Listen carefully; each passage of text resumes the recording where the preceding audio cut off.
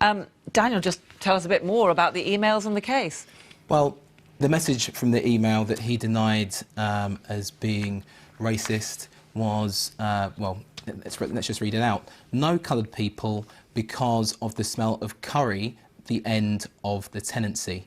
That's what Fergus Wilson sent to his letting agent just last year, in effect ordering them to block applications from Indian and Pakistani applicants for his properties. That email was then leaked to a tabloid newspaper who published it. The Equalities and Human Rights Commission then brought a case of discrimination which was heard at Maidstone Crown Court today. Mr Wilson represented himself. He described the case as political correctness gone mad. He spoke to the BBC shortly after the hearing. And what now for Mr Wilson?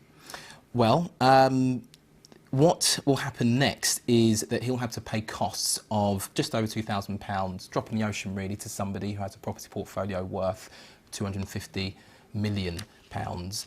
If he is caught trying to prevent anyone from renting a property on the grounds of race, as was shown to be the case here, he'll have broken the terms of that injunction, and he'll be called back to court.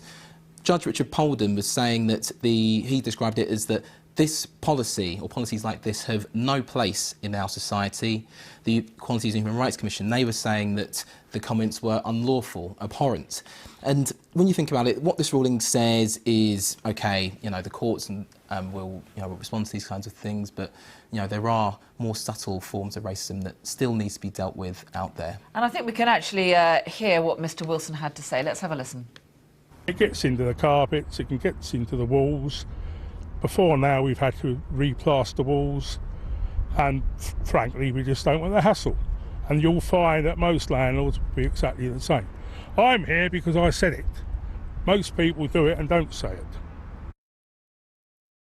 So we heard from Mr Wilson himself there. Yeah, that's right. And just as I was kind of suggesting there, those comments suggest to us that, OK, this guy's been caught, but he has publicly been caught.